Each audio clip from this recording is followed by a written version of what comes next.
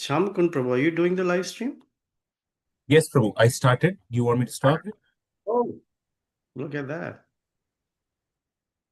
Om Ajnanatimirandhasya Jnananjanashalakaya Chakshurunmilitam Yena Tasmai Shri Gurave Namaha Shri Chaitanya Manobhishtam Sthapitam Yena Bhutale Swayam Rupaha Kada Mahyam Dadati Swapadantikam Vancha Kalpatarubhyascha Kripa Sindhubhya Eva Cha Patitanam Pavanebhyo Vaishnavebhyo Namo Namaha Jai Shri Krishna Chaitanya Prabhu Nityananda Shri Advaita Gadadhara Shivasadi Gaura Bhakta Vrinda Hare Krishna Krishna Krishna Hare Hare Hare Rama Rama Rama Hare Hare Manojavam Marutatulya Begam Jitendriyam Buddhimatam Varishtham Vatatmajam Vanarayutha Mukhyam Shri Ramadutam Shirasa Namami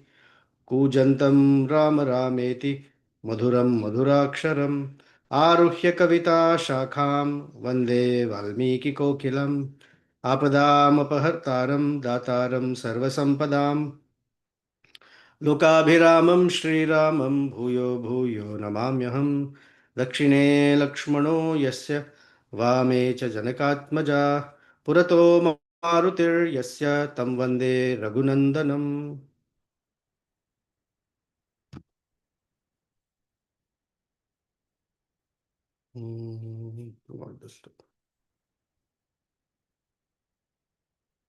Please give me your blessings.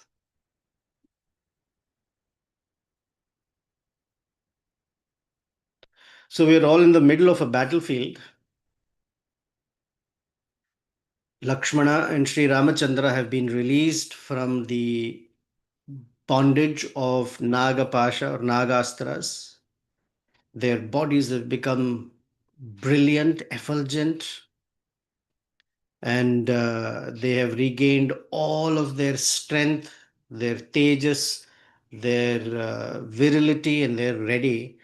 And just seeing this, all the Vanaras started loudly shouting, and there are billions of them. And so that entire army of monkeys, when they started shouting war cries and cries of victory, that sound was so strong, it went all the way to Ravana. And it was such a sound that it was never heard before. Ravana, who all this while had assumed, according to Indrajit's words, that Rama and Lakshmana were dead, he got together with all of his ministers and counselors, and he said, the way the Vanaras are from that army, the way I can hear this shouting, it seems that they are very, very happy. And whilst Rama and Lakshmana, they were bound by all these sharp arrows of Indrajit, my suspicion is that they have become freed from these arrows. He says, Tau tu baddhau sharair tikshanair bhratarau Rama Lakshmanau ayam cha sumhan nadaha shankha janaya ativame. When I see this, I understand that they may have been released from those arrows. Then Ravana talked to his counselors and he says, go quickly find out what is the reason that the monkeys, on one hand, they were all running away from here and there, running across the battlefield, suddenly are making these war cries. Something must have happened. What happened? So Ravana's commanders and others, they scaled up the wall that was protecting them, the fort of Ravana, and they saw on the other side this massive army that was being commanded by Sugriva. And the Rakshasas became so despondent, sad, upset, thwarted because they saw Rama and Lakshmana fully ready, active, freed from all of the Nagastras and ready to continue the fight. So the Rakshasas got off from the boundary or defensive wall, came back, and with a heavy heart responded to Ravana. And their faces were all downcast. They seemed out of any joy or pleasure. And they said to Ravana, the two brothers, Rama and Lakshmana, who are powerful like two mighty elephants, although were tightly bound up by Indrajit, and they were poked by so many arrows. Suddenly, they seem like two elephants who have snapped their chains. Sometimes elephants, although some mentality of an elephant is very interesting. The example of an elephant is given to show us how Maya's conditioning is very, very strong. A mighty animal like an elephant is bound by chains for a very long time, and it tries and tries and cannot give up. It cannot give or break the shackles. At some point, after trying and trying and trying, it becomes so conditioned to knowing that this chain won't break. The tamer ties a very simple rope to a peg and to the leg of the elephant. And the elephant now believes that that rope, which is very, very flimsy, according to or compared to a elephant's strength, it cannot be broken. So the elephant just stands there, docile, tamed, domesticated, because he thinks that I cannot break this. I've tried in the past, it doesn't work.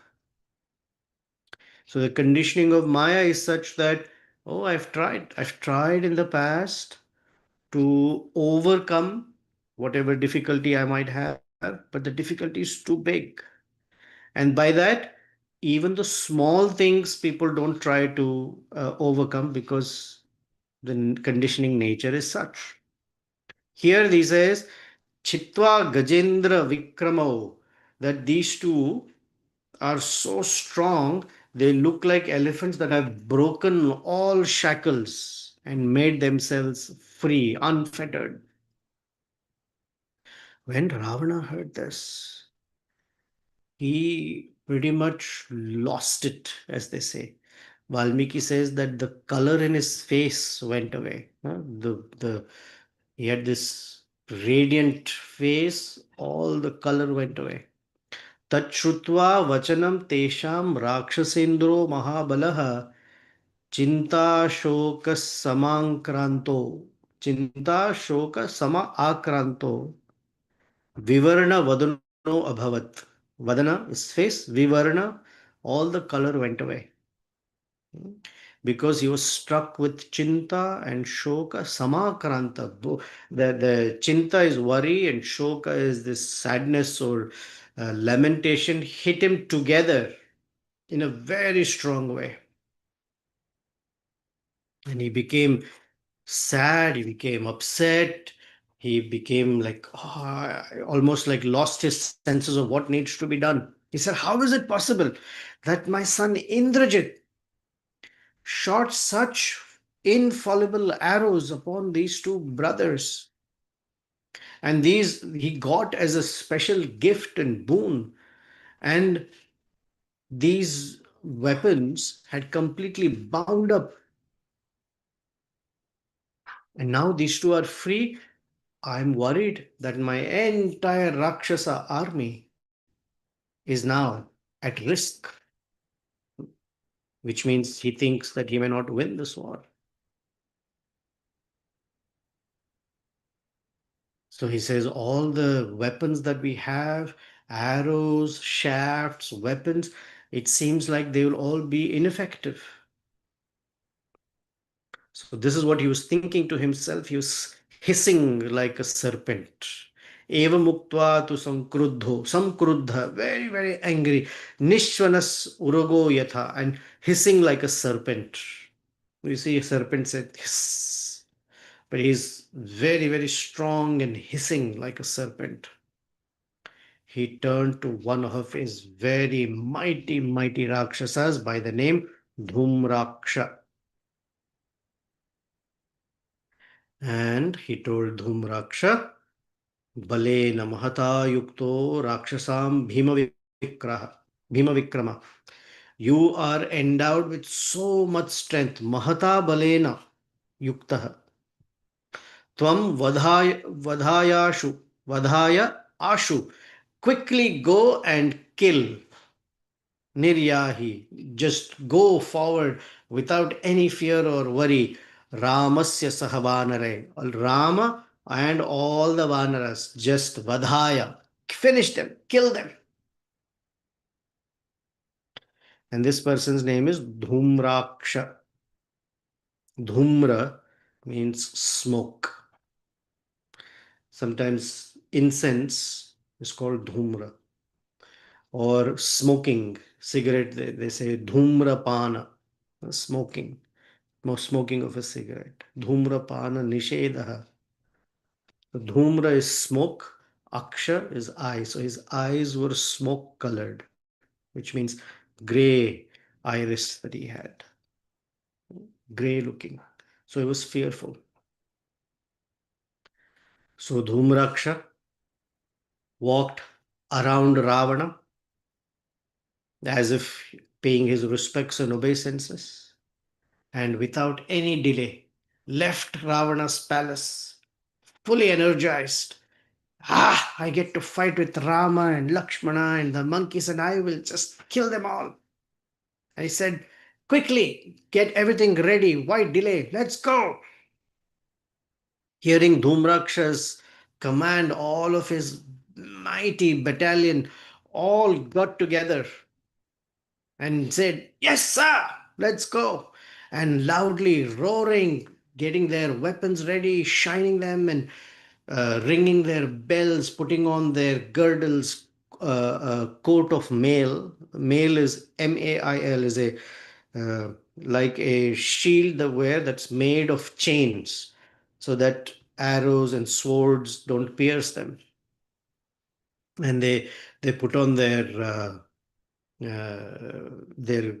armors, carried their swords, pikes, mallets, which is like hammers, very sharp edged swords, lances, nooses, axes, and started to move like mighty clouds that have no obstruction at all. It's monsoon in India, especially the western coast gets hit really with intense rains, and the clouds that move in the sky are very fearsome.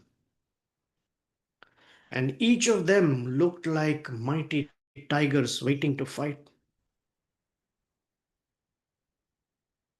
Dhumraksha, as he was loudly speaking, Valmiki says that his voice sounded like the braying of a donkey. He mounted himself on a mighty chariot driven by donkeys. Now, generally, when we think of donkeys, we have an experience of, um, donkeys look very frail and really not so attractive. But these are donkeys that they're talking about is very strong. Even if the donkey looks frail, is a beast of burden. So they are very, very strong. So this chariot was driven by donkeys, and the reins were made of gold. And each donkey's faces resembled that of a wolf or a lion. So these are, I wouldn't say mystical, but very powerful donkeys. Dhumraksha, surrounded by all of his armies, with might and power, came out of the western gate. If you remember previously, each of Ramachandra's associates and Ramachandra himself took charge of certain gates of Lanka. On the western gate was our hero, Sri Hanumanji. And Dhūmra came out of the western gate, and guess who's right there for him? Hanuman. As Dhūmra is coming out of the western gate, ferocious birds all over started to make loud sounds and were circling the sky. And Dhūmra, seated on this wonderful chariot made of very elegant construction, came out, and there was this vulture that was sitting on top of his chariot, as if the indicator being Dhumraksha is going to now start killing all the Vanaras, and the vulture will start eating away all those dead bodies. Now, birds that feast on dead bodies were all covering and hovering over, because they all felt, there is blood and flesh waiting very soon. Our feast, it's like gathering for their feast time. I don't know Sunday feast, but they're gathering for their feast. And as Dhumraksha is yelling out and crying these war cries, everything became so scary that, wow.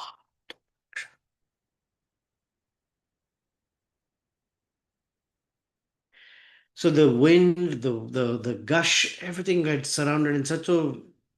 Suddenly Dhumraksha, as he came, what happened is,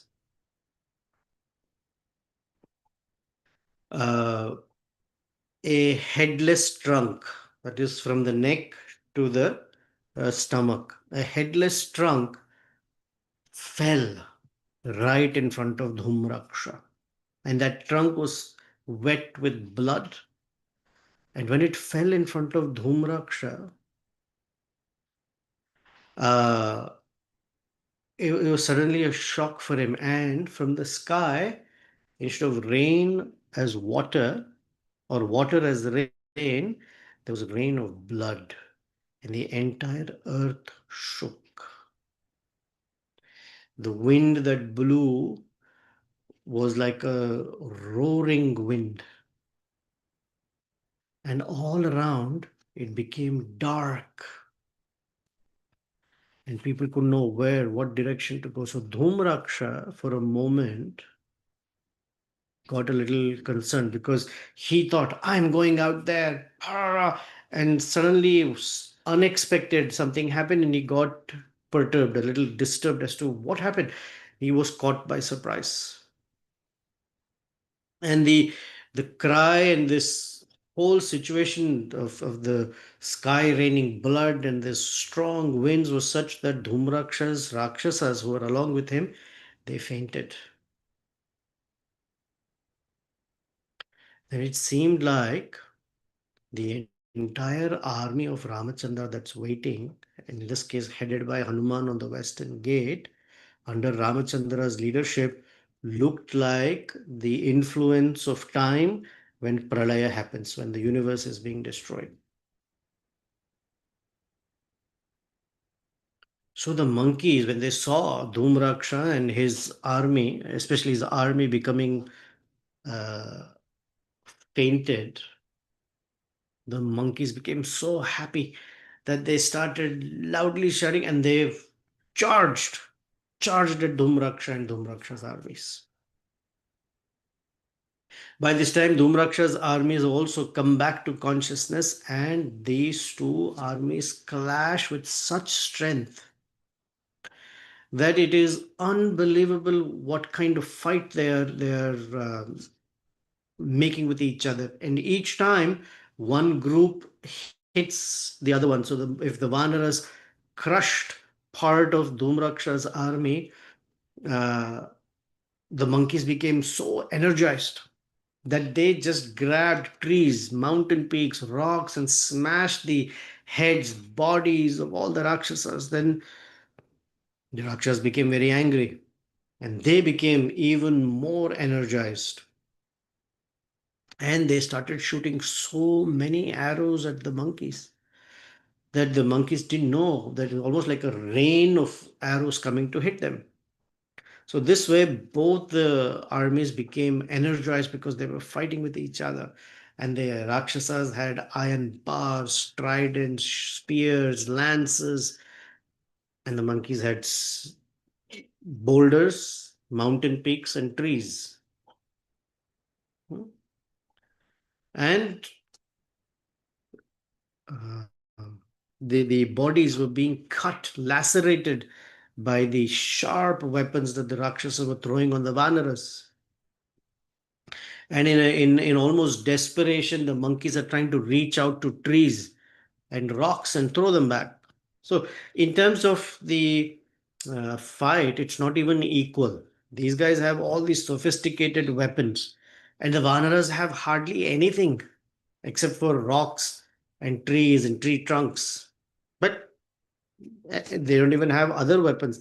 They have just their teeth, nails, and uh, that's all that. And the way they fray their arms to fight with each other. Now, some Rakshasas were crushed by the force of the monkeys' fight. Some of the monkeys were being crushed and smashed and pierced by killed by the Rakshasas. Here is Valmiki says, oh,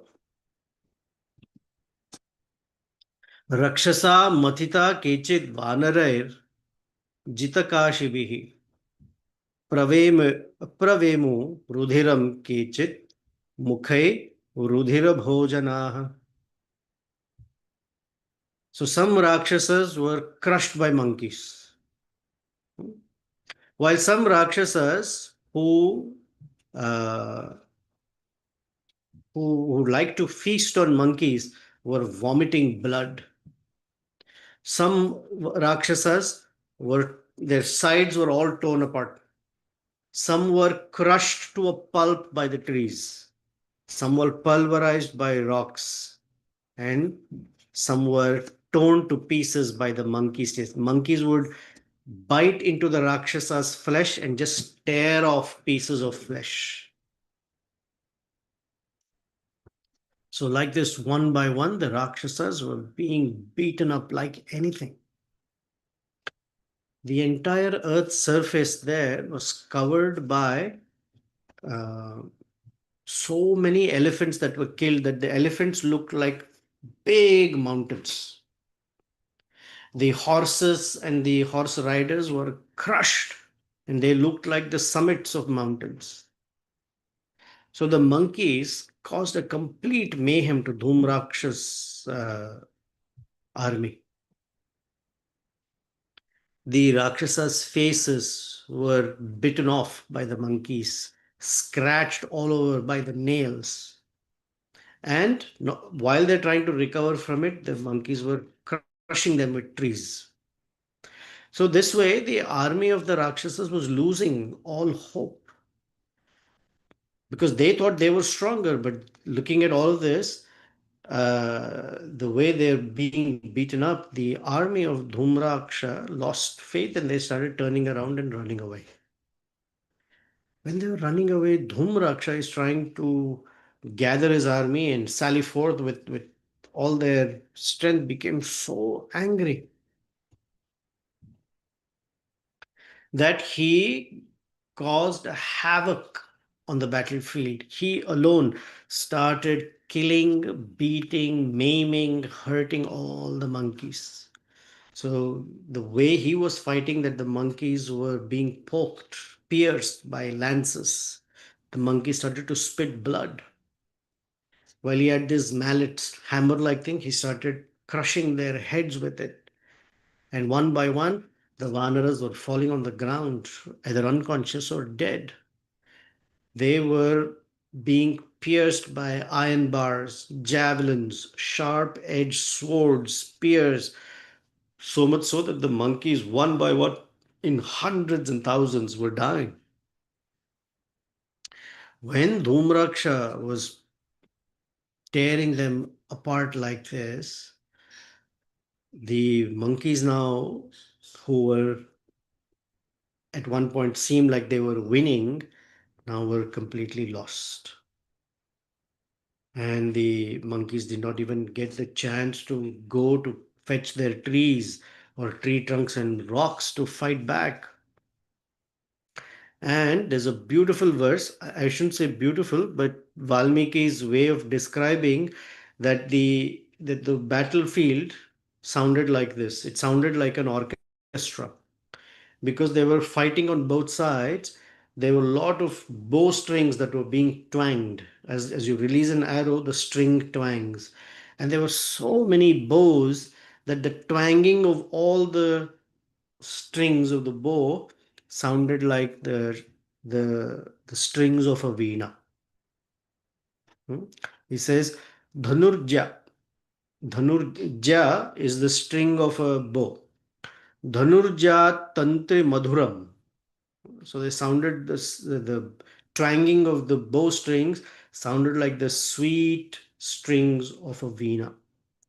Hikka tala samanvitam, and the the beating that they were the thump. In movies, when one punches the other, previously they would have this sound called dishum, or nowadays they have the sound of punches. The sounds of punches were so nice that it sounded like talam, as if someone was playing kartals, no, wooden kartals.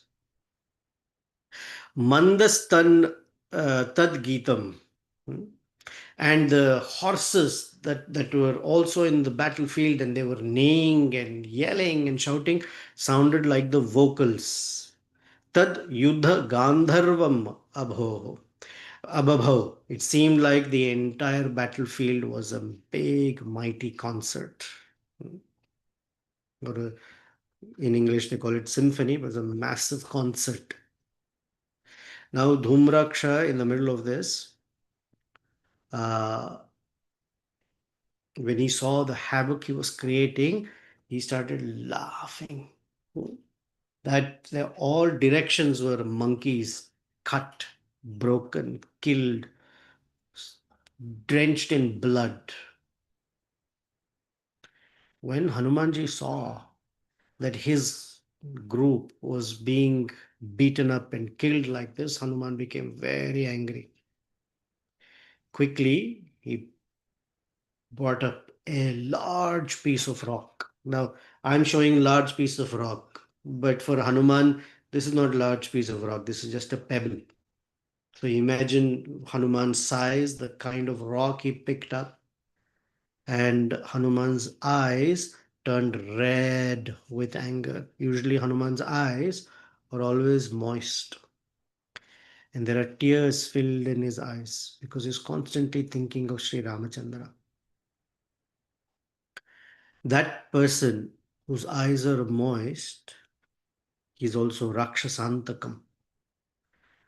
When he sees that those who have given their lives in service of Sri Ramachandra, although they are Vanaras, they don't understand the refinement of Sri Ramachandra. He is the Raja Raja.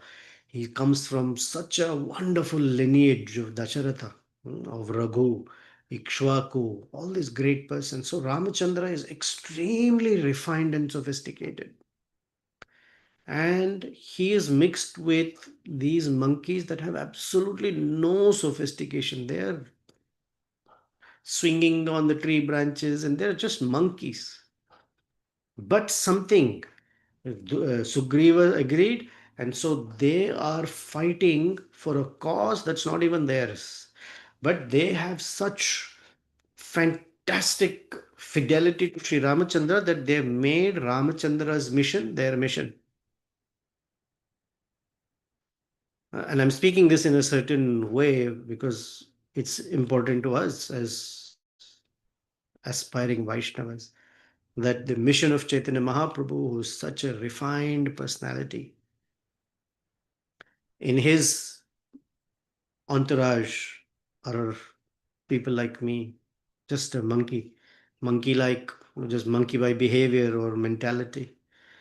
And thankfully, we have Prabhupada and the great generals of Prabhupada who whose whole purpose can be to sit in Vrindavan, eyes teared with love for Krishna and meditating on the pastimes of Radha and Krishna, have included us in their army and want others to be included. And when something happens to such very simple persons, Hanuman becomes very angry. His eyes became so red with anger. And Valmiki says his power was equal to his father's, Vayudeva. Shilam tam patayamasa dhumrakshasya ratham prati. Hanuman picked this mighty rock and flung it with all his strength towards Dhumraksha's chariot. Dhumraksha saw that massive rock boulder shooting towards his chariot. So he jumped off his chariot and stood firmly on the ground. But that rock was so powerful, it had such momentum in it that it completely smashed his chariot. It completely killed. Here, Valmiki says, uh, ashram are these donkeys that are these pulling this chariot. The banner, the pole that's there, and the little side banner that stands on the chariot, everything got completely crushed in one shot. And Dhumraksha saw his chariot completely shattered by Hanuman. Then Hanuman jumped, hmm, and started finishing up Dhumraksha's Rakshasas one by one. He just picked up tree trunks and smashed, and he would smash at one shot, multiple Rakshasas would get killed. Their heads got completely cracked open. The Rakshasas were bathed in blood. Some got crushed under trees, and some just fell onto the ground. And this way, Hanuman completely smashed and dispersed off all of Dhumraksha's army. Dhumraksha became so angry that he picked up his gada, mighty weapon that previously helped him become victorious in many, many assignments and uh, war situations. That after picking up that gada, he ran towards Hanuman. Now Hanuman saw that and said, "Yeah, I'm also ready." And Hanuman also ran towards Dhumraksha. They started running at each other. And in that fight, they came and clashed with each other with such momentum and velocity. And he struck Hanuman with great strength. And Hanuman, he didn't mind it because this Dhumraksha's gada had many sharp points on it. Even when Hanuman was struck with it, Hanuman didn't mind it, didn't bother him. Hanuman, uh, from his side, picked a mountain top and banged it on Dhumraksha's skull. With that, the force with which Hanuman hit Dhumraksha, his skull completely cracked, all his limbs got shattered, and he fell onto the ground like a massive mountain that explodes and falls. In one shot of a mountain top, Dhumraksha, who was a mighty general, had many medals of honor, had won many wars for Ravana and Indrajit, with one mighty blow of Hanuman, finished. When the Rakshasas saw Dhumraksha killed like that, they had never seen anything like that. They became so scared and they retreated and entered Lanka. And as they're retreating, the monkeys are kicking, beating, and killing them, but they're trying and somehow retreating back into Lanka. With this fight, Valmiki says, Hanuman became, he says, exhausted. It is technically tired because it's such a mighty war, but inside his heart, such joy. Now, the comparison is Hanuman had jumped from this side of the ocean to that side of the ocean, and when he landed, Valmiki told us that when Hanuman landed, he was not the least bit tired, although he met Mainaka, Surasa, fought with Simhika, and then when he landed, it said, Valmiki said that Hanuman didn't even have a bead of sweat or even a breath of exhaustion. Nothing like that. It was very, very easy. Now, in comparison, here he says Hanuman was uh, exhausted or tired. Now, Hanuman is generally not tired, but the comparison is for us to understand how much the battle, how much fighting was going on. And that's sort of the context for us. That jumping across the ocean was not difficult. This one was a lot of effort being put. Sato Pavana Suto Nihatya Shatrun, after killing all these enemies, Kshata Javaha, Kshata Javaha. Java is force, power. We say Manojavam. Uh, Hanuman has the power of the mind, Mana Java, Manojavam. But Kshata Java, his exhaustion took over. Saritashcha Samvakirya. Saritashcha Samvikirya, because Hanuman had caused the Rakshasa's blood to flow like a Sarita. That is, a Sarita is a river. Ripu, Ripu Vadha Janita Shramo. Ripu Vadha Janita Shrama. The effort and exhaustion that it took to kill the animals, Mahatma Madamagamat Kapibihi Supujyamanaha. So when Hanuman feeling exhausted, but around him Kapibhihi by the monkeys Supujyamanaha was being glorified and worshipped and congratulated for killing Dhūmraksha. That's mighty Hanuman killed Dhūmraksha. Hanuman ji ki jai. The fight is very simple because it's in a few verses, but in our mind's eye, we visualize the havoc Dhumrakshak did and his army committed on the Vanara army and what it took for Hanuman to kill and vanquish Dhumraksha. So it ends two chapters. We finished 51 and 52 of Yuddha Kanda. The last couple of sessions, I've been rushing, or at least not giving time for some discussion.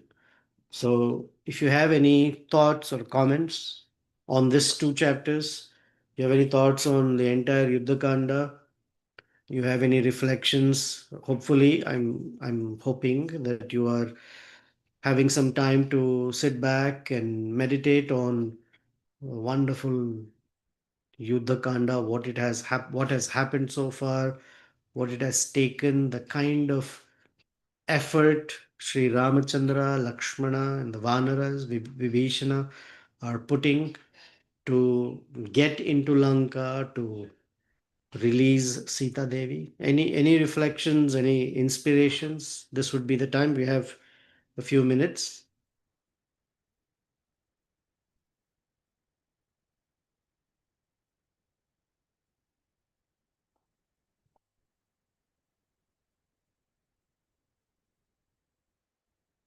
All the participants are silent, like vanquished in a battlefield. Go ahead, Atulya. Hare Krishna, Prabhu. Prabhu, like all this description of the fight and Hanumanji feeling tired, um, all of that to rescue Mother Sita, and Mother Sita is representing a jiva. So is it that is that the I mean, I'm just trying to think about myself. Is that the effort, Guru Parampara and Krishna has to put in to rescue like a soul like me? I mean, I'm just trying to correlate um, the trouble and the effort part of Yeah. it. So, first of all, let's say because it is a Mahakavya, we see from a Leela perspective how Ramachandra has been inspiring and corralling all the Vanaras to take up his mission to retrieve his wife. None of them has seen Sita ever, except for Hanumanji. And of course, the other Vanaras saw from the sky when Ravana was taking, but that's not really, you can say they can recognize Sita. But their affection for the Lord and the Lord's affection for them is so strong that they've made it their mission. And what it takes for simple monkeys to fight Rakshasas, unheard of in the history of the universe, that monkeys are fighting with Rakshasas. Rakshasas eat away monkeys, but these monkeys are fighting. So it is a narration by which one's hair should stand on end, because it is Virya, Adbhuta, Bhayanaka, Bhibatsa, rasas filled into this. That's because it's a war. And the war is happening because the demigods had a request that we would like to see you fight Ravana, actual fight between you and Ravana. So the demigods, they are sitting up in the sky watching this with complete romancha.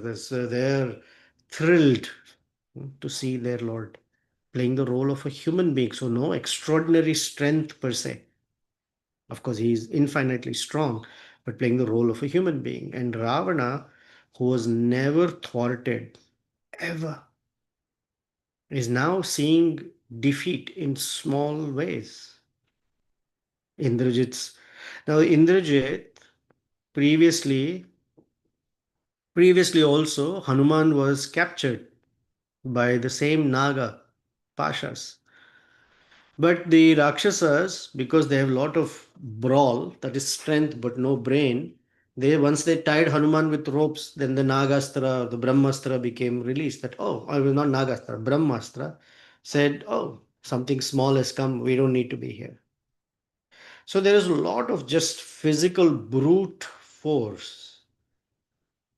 Uh, and yet these monkeys have such energy to fight. It's very fascinating.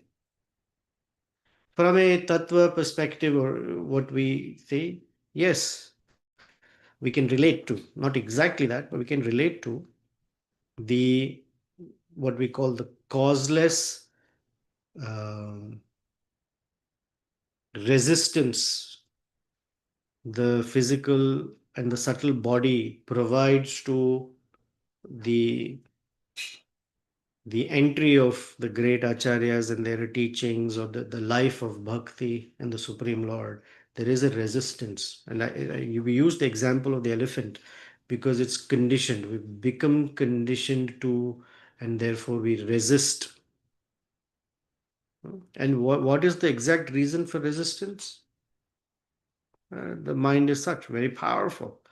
The mind does not want to give in and become subservient. The mind wants to be the enjoyer. So the body is designed around the mind, right? Krishna says, Manasashtan indriyani prakritisthani karshati. Prakritisthani or karshati is fighting, struggling. And in the 15th chapter, Krishna says all the senses are grouped around the mind. And the mind is the king of the body. Like, dislike, this way, that way, thinking, desiring. is constantly busy, and in that someone comes and tells us, oh, by the way, this is not what life is to be. Then there is resistance. May not be conscious, deliberate resistance, but there is subconscious resistance, cheta, and so that needs to be overcome. So this, if you want to parallel it, this fight is the way in which the Vaishnava army, Vanaras, they slowly weaken that resistance to free the soul. Okay, it's a little extrapolated, but nevertheless sweet. Very nice, Prabhu. I like this word, Vaishnava army, Mhm. and fighting the resistance of the conditioned soul. Thank you, Prabhu. Wonderful.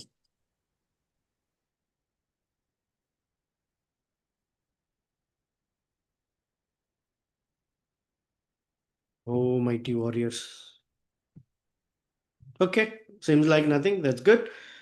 Have a wonderful rest of the weekend. May your meditation on wonderful Hanuman and Sita and Rama Lakshmana energize all of us, inspire us, give us the strength, give us the insight to find our own little resistances and try and weaken those resistance so we can embrace or be embraced by Sita, Rama, Lakshmana, and Hanuman. I noticed that Yuddha Kanda doesn't contain the same kind of uh, what I call it hold like Sundara Kanda or other Kandas because there isn't a storyline moving, it's fighting. And I still am opening the offer that if you want me to summarize and move faster, I'm happy to do it. You want the details, I'm happy to do it, whichever way. And if you want the details, this is how it will be. Every little piece. So I will still give you time, think about it. And on the Ramayana group, you can say if you want more details like this narration, or you want a gloss so you can move the story and get to where we want to go. Oh, there's someone who's raised their hand. Go ahead, Shweta. Hare Krishna, Prabhuji, Danvat Pranam. Prabhu, uh, first time actually I said that we can actually rush through, but after listening to your narrations and something, I really feel that it is worth going through the details and it's really it's I was just thinking that nowadays, wherever we try to hear any news, some war is going on in the world. One war, other war, something, and it's create a kind of such a depression inside. I mean, what is happening? What is happening? But then this war, the narration of this war, the what you give, Prabhu, it creates a hope.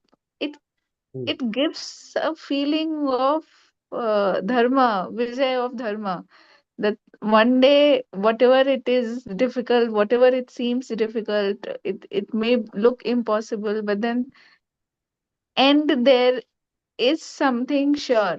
So so please continue this, Prabhu. Thank you. Hare Although my Krishna. narration filters out a lot of what Valmiki has written, but still, it is fascinating. I was, as you were speaking, saying, yeah, you're right. Very nice connection. There's war everywhere. I was thinking in a action movie, some of the action sequences are created with a lot of detail in them. And because people who relish it, because there's a thrill in it, the details are very lively. That's why action movies and this and that cause a person like, wow. Of course, not everyone likes action movies, but those who do, it is thrilling. So, what to speak of the thrill seeing Ramachandra's army fight Ravana's armies? Oof, a lot of thrill. Even Valmiki is describing this because he's experiencing very likely, obviously, that thrill of the way Hanuman is fighting with Dhūmraksha, or as we see one after the other. The next, what's coming up is Vajradamstra. Generally, we assign that name or associate that name with Lord Narasimhadev, but one of Ravana's generals, another general, is the name Vajradamstra, teeth like a thunderbolt. He comes out of the southern gate, I think, and then he meets Angada, and that battle is unbelievable, the way they fight with each other. So we'll see that next weekend. Okay, but thank you. Very soothing, Prabhu. Thank you. Thank you. Hare Krishna. May you have a wonderful week. May the thrill of Rama Ravana war energize you, and not you, all of us, to give us the strength to fight our own little battles that we have with our own mind, with our own situations, that we take strength from Sri Hanuman and Rama Lakshmana and their army to fight our own little battles. May the Dhūmrakshas be vanquished. Hare Krishna. Sita Rama Lakshman Hanuman Ji ki Jai.